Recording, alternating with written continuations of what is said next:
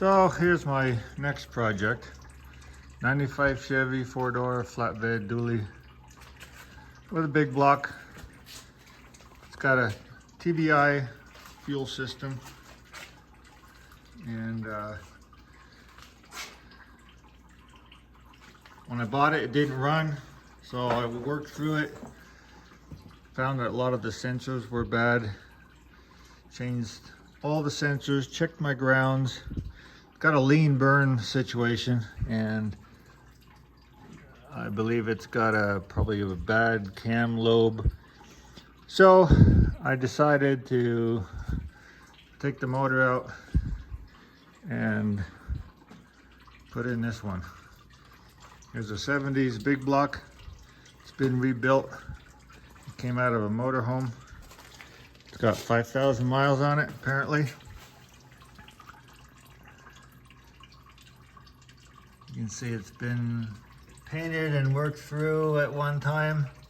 So we're gonna assume it's got 5,000 miles on it, but I guess time will tell. So I'm gonna keep the Rochester.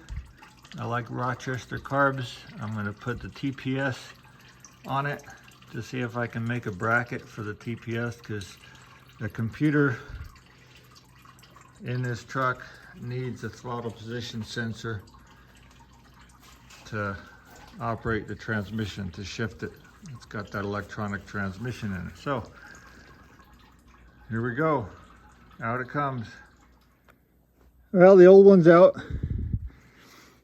Basically, you got to pull the radiator, fan shroud, belt, oil cooler lines.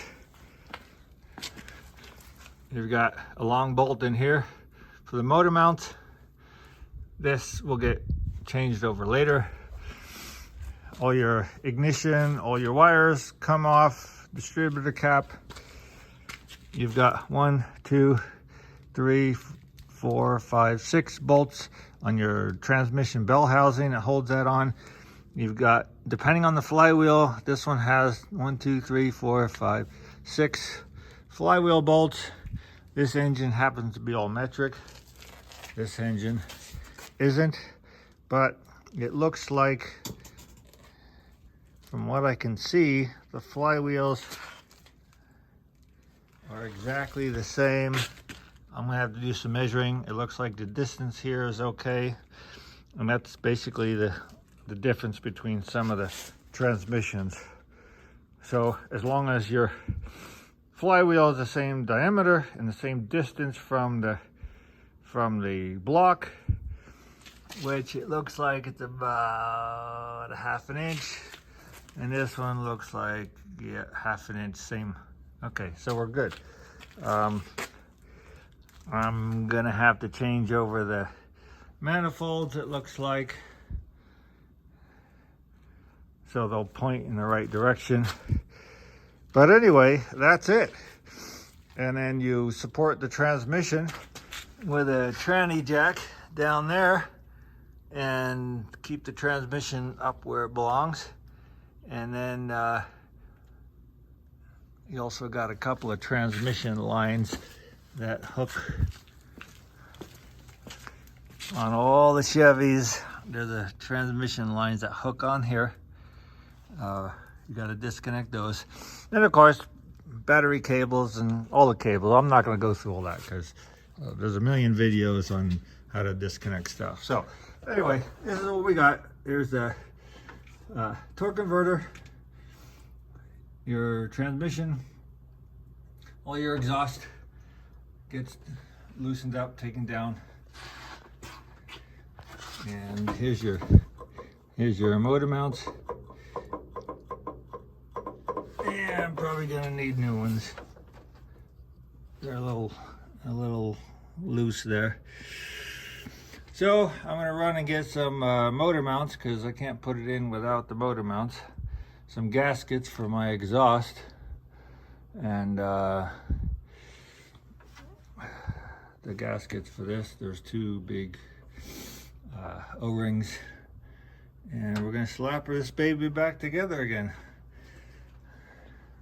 But first I gotta take a whole bunch of crap off of that and get it ready, because this is my power steering and alternator system that I hope is a direct bolt-on.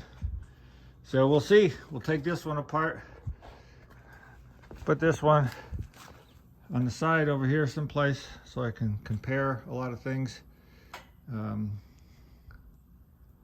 still considering whether or not I'm gonna have to take this off, because this is for my AC.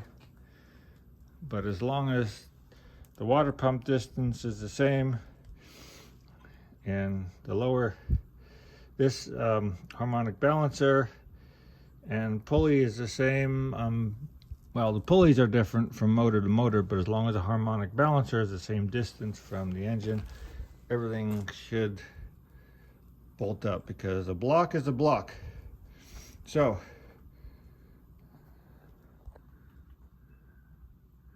let's tear into that.